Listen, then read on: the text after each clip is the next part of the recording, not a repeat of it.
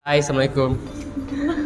Saya mau masuk jurusan bahasa Inggris tapi ragu karena bahasa Inggris saya terbatas. Nah, sini kami menjelaskan alasan dari kami kenapa harus masuk bahasa Inggris. Saya Fariska Amelia Cairani, bisa dipanggil Caya. Pertama kita mau bicarain tentang situations and privilege dulu. This is the definition of privilege. At least teman-teman sebelum masuk jurusan bahasa Inggris tuh berat, tapi bisa. Aku ikut namanya itu English Club. Nah, makasih untuk speak up-nya gitu. Kayak gitu, nah kayak kamu bergambar, tapi itu apa namanya? Dalam bahasa Inggris itu tuh kita tuh bisa cari pembelajaran yang unik. Kayak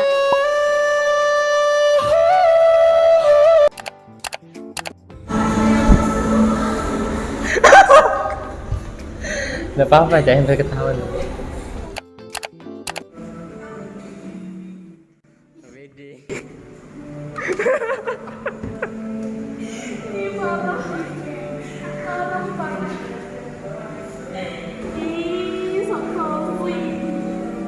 Belum melihat ini, foto dulu.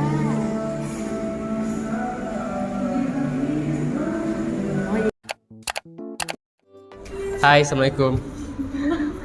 Saya Fadi, saya adalah mahasiswa Tadris Bahasa Inggris S1 semester 7 di UIT Samarinda. Hari ini kita bahas tentang kenapa teman-teman harus masuk bahasa Inggris. Karena banyak pertanyaan kemarin yang masuk, Kak, saya mau masuk jurusan bahasa Inggris tapi ragu karena bahasa Inggris saya terbatas. Nah, sini kami menjelaskan alasan dari kami kenapa harus masuk bahasa Inggris. Nah, kenalan dulu sama. Oke, saya Fariska Amelia Cairani, bisa dipanggil Caya. Saya adalah mahasiswa semester akhir, semester 9 di UINSI Samarinda, dan jurusan saya juga Tadris Bahasa Inggris. Pertama kita mau bicarain tentang situations and privilege dulu. This is the definition of privilege. A special right, advantage, or immunity granted or available only to a particular person or group. Mungkin teman-teman di luar sana, adik-adik ragu karena kemampuan bahasa yang terbatas, perlu nggak masuk jurusan bahasa Inggris. Saya jelaskan dulu dari Fadi kenapa Fadi masuk jurusan bahasa Inggris. Basicnya bukan anak bahasa, anak IPA, dan semuanya tuh you may think kami tuh privilege-nya punya keuntungan karena kami anak bahasa Inggris pasti bisa bahasa Inggris juga. No gitu. Awalnya Fadi juga mulai dari nol gitu. Nah, ada juga pertanyaan, bisa di bahasa Inggris diajarin nggak sih mata kuliah dasar gitu? Teman-teman nggak perlu khawatir, nanti di semester 1 teman-teman nanti diajarin namanya mata kuliah basic. Ada namanya basic grammar, basic tata bahasa, terus basic reading, basic listening, terus basic apa lagi? Writing ya. Nah, jadi semuanya itu pada dasarnya nanti diajarin dari dasar. Tapi ada beberapa hal yang teman-teman harus punya basicnya. At least teman-teman sebelum masuk jurusan bahasa Inggris tuh kalau dari Fadi sendiri bisa basic conversation dasar, karena sometimes di perkuliahan bahasa Inggris, di jurusan bahasa Inggris itu dosen pakai full English. Nggak semua, tapi ada beberapa dosen memang nggak memperbolehkan, atau beliau semuanya ngomongnya harus pakai bahasa Inggris. Kita menjawabnya bahasa Inggris dan menjelaskannya beliau dari bahasa Inggris. Tapi ada juga dosen bahasa Inggris yang ngajarnya memang pakai bahasa Indonesia atau mix. Terus belajarnya gimana? Kalau dari Fadi pribadi, memang dari semester awal tuh memang kesusahan, terutama itu grammar. But teman-teman nanti dikelilingi oleh teman-teman, kan kita semua kan satu angkatan, biasanya satu kelas ada berapa orang gitu. Nah, carilah circle, bukan maksudnya mengelompokkan cari kelompok tapi carilah orang-orang yang bisa membantu kamu untuk berkembang. Jadi misalnya ada teman-teman yang sudah pernah les di kampung Inggris, bisa belajar dari dia. Padi juga kayak gitu. Nggak nentu belajar dari dosen aja, karena mungkin dosen sibuk, jadi nggak mungkin diajarin tuh basic, sangat-sangat basic. At least ada dasarnya. Jadi kalau mau masuk jurusan bahasa Inggris, basicnya at least ada, walaupun nggak harus jago-jago amat. Kalau jago-jago amat jadinya expert terus jadi dosen aja gitu, terus ngajar aja. Ada bisa kok, tapi berat, tapi bisa. Gimana Jay? It's hard to say. Oke. Situation and privilege ya.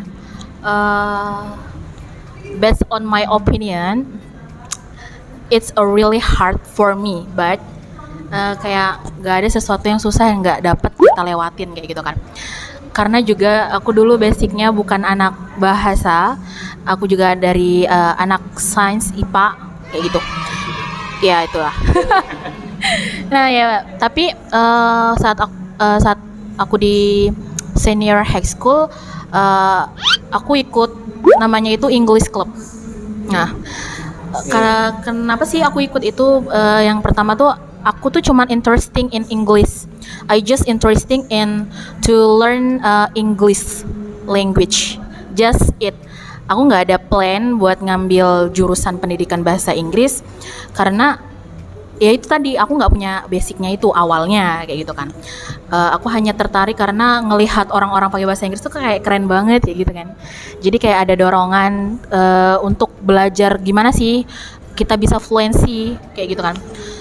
Dalam pakai bahasa Inggris kayak gitu kan. Karena as we know that English is bahasa internasional ya, bahasa internasional kayak gitu. Jadi pas milih jurusan bahasa Inggris itu juga kayak kaget-kagetan, ngerti nggak sih, kaget-kagetan gitu, kayak kok tiba-tiba aku udah bisa masuk aja ke pendidikan bahasa Inggris. At least I am not really interested in that, but I have interested in learn English kayak gitu. Nggak secara spesifik tapi in general aja kayak gitu. Nah jadi dari situ oh ya udah, mungkin ini takdir ya, it's my destiny kayak gitu kan. Oke, and I will choose it kayak gitu. Nah, pertama belajar kalau di sistem UINSI itu sendiri kita tuh punya PESKAM. PESKAM itu tuh punya pengelompokan. Jadi teman-teman tuh nggak usah takut kalau misalkan emang betul-betul nggak punya basic. Kalau misalkan teman-teman yang mau masuk kayak UIN kayak gitu, kita itu punya PESKAM kayak gitu. PESKAM itu pembagian kelompoknya ada dari expert, is not expert but kayak masuk ke bagian advance kayak gitu kan, atau enggak intermediate lah. Nah itu nanti ada pengelompokannya, nanti belajarnya udah beda kayak gitu.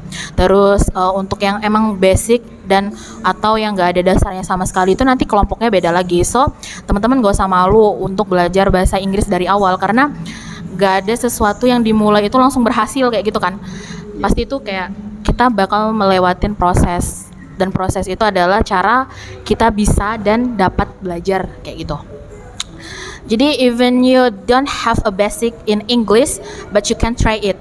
You can learn, you can cari tahu lebih banyak. You can get knowledge from others like your friends, your teacher also. Jadi gak harus merasa minder kayak gitu. Karena kalau kalian minder itu akan menghambat proses kalian belajar kayak gitu. Dan sekarang media juga banyak kan, apalagi kita zamannya maju kayak gitu. Internet ada, YouTube ada, terus source internet itu kan banyak. And at least it's a really important to us to learn and free in internet source kayak gitu. Jadi gak ada namanya alasan aku mau belajar bahasa Inggris tapi keterbatasan biaya. It's not the reason you can stop to learn English kayak gitu. Banyak cara. Kalian tuh ibaratkan kalau berteman tuh kayak simbiosis mutualisme ya kan, kayak saling ngambil keuntungan. Artinya in a positive way, not a negative way ya. Jadi itu temanmu punya kelebihan, kamu bisa tanya-tanya kayak gitu kan. Gak usah malu. Kalau temanmu nggak mau jawab ya cari teman yang lain yang bisa kayak gitu kan.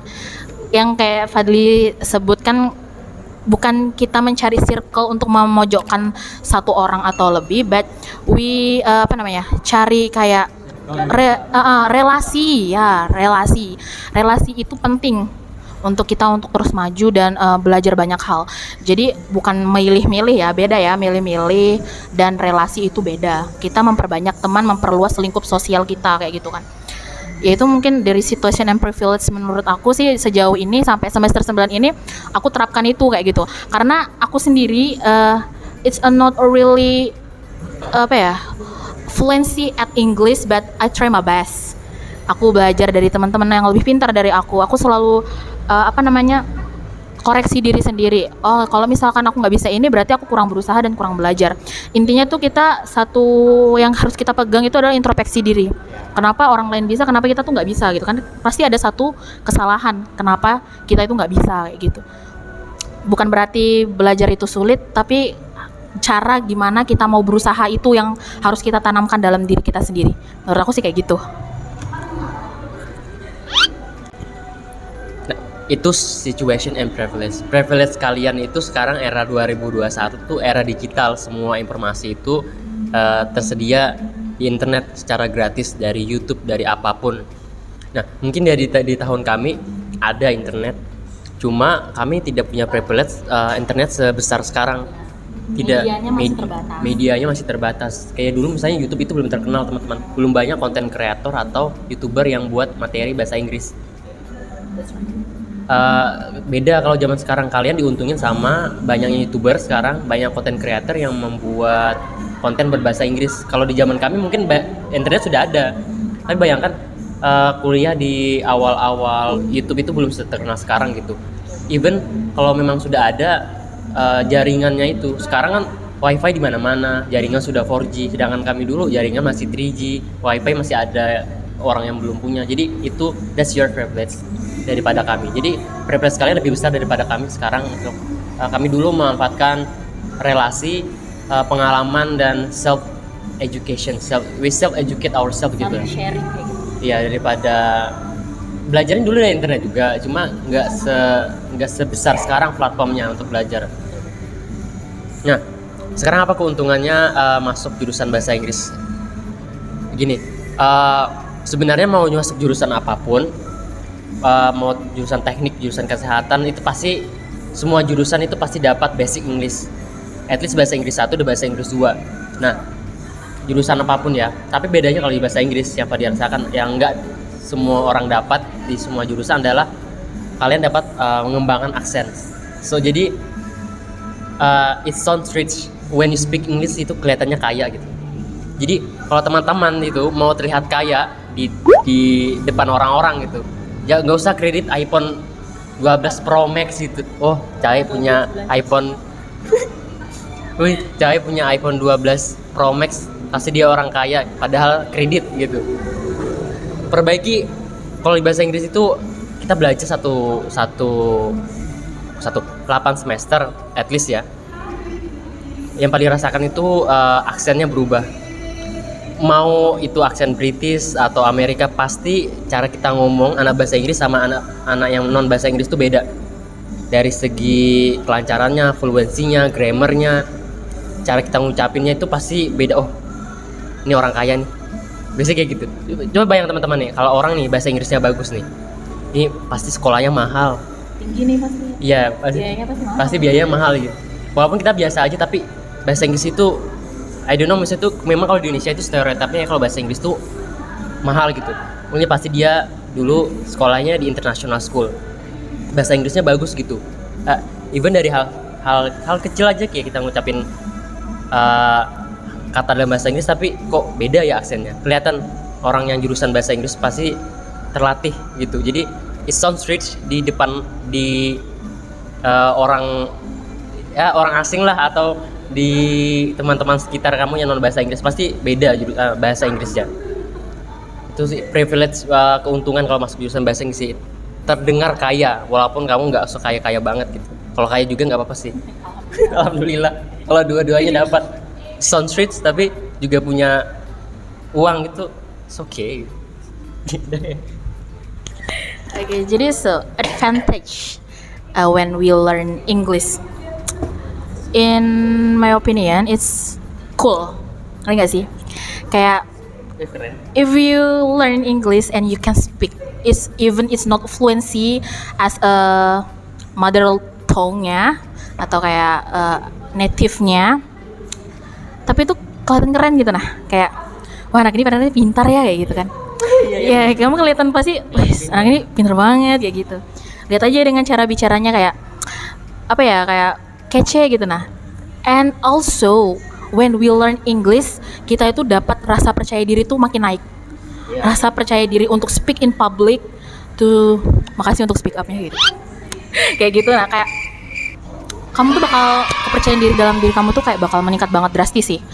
Karena dulu jujur aku tuh bukan orang yang apa ya, pede. Artinya bukan aku pemalu atau apa, tapi aku kurang pede aja menunjukkan keahlianku kayak gitu. Karena aku ngerasa aku selalu kurang di segala bidang kayak gitu. But when kayak aku kenal bahasa Inggris, I start to learn English and start to watch any videos about English, about how we can speak in English as a fluency like a native. And also orang-orang yang ngasih educate about how to speak English fluency itu terlihat sangat percaya diri dan yakin apa yang dia omongkan. Dari situ kita belajar, kita membentuk artinya kepribadian kayak personality kita itu jadi makin berani dalam artian in a positive way ya, bukan suka ngebantah atau apapun itu, dan juga nambah wawasan karena apa? Saat belajar bahasa Inggris pasti kita tuh banyak baca, even though kita tuh nggak suka baca buku, tapi karena kita interested in learn English, we force ourselves to read a book, ya nggak sih, even not buku yang betul-betul pure buku, tapi kayak entah itu sekarang tuh kan kayak media Twitter, kayak also internet source kan banyak juga, kayak a story. Kalian tuh pasti suka kan baca-baca yang bergambar, tapi itu apa namanya, dalam bahasa Inggris itu tuh kita tuh bisa cari pembelajaran yang unik, kayak bisa belajar dari gambar atau apapun yang menurut kita itu menarik. Musik, kalian pasti suka dengerin musik kan? Karena, nah jadi gini, saat kamu belajar bahasa Inggris, dulu tuh kamu tuh cuma asal nyanyi dan dengarkan. You're not even know the meaning of the lyrics of this song, kayak gitu kan. Kamu tuh kayak, ya udah nyanyi, walaupun ini happy ya udah berarti pembawaannya happy. No, kadang waktu kita mendengarkan musik yang rasanya soundnya itu sangat fun, so attractive, tapi kadang itu liriknya berkata lain kayak gitu kan. Itu intinya kalau di bahasa Inggris tuh kayak pendalaman pragmatik nggak sih ya, semantik and pragmatic and linguistic ya, pembelajaran bahasa yang lebih spesifik kayak gitu. Nah saat kamu belajar, kamu tahu setiap every single word in English and the meaning ya, also in the meaning, kamu tuh kayak bakal tahu dan itu bakal nambah vocabulary kamu juga, dan itu kayak menambah, menurut aku ya, menambah ketertarikan kamu tuh belajar bahasa Inggris lebih banyak kayak gitu. Walaupun ya kadang emang kalau dalam belajar bahasa Inggris ada malasnya, nggak apa-apa sih, itu kayak umum ya namanya. Tapi kalau kamu selalu bermalas-malasan itu yang nggak umum kayak gitu. Ada saatnya kita jenuh memang belajar bahasa Inggris, tapi coba cari media yang ngebuat kamu tuh memang semangat kayak gitu, yang you are really interested in there kayak gitu, dan kamu harus coba menyambungkan hobi kamu itu dengan the interested kamu in speak English kayak gitu. Nah itu sih menurut aku sih advantage-nya. Masih ada nggak advantage-nya? Masih ada nggak? Masih ya?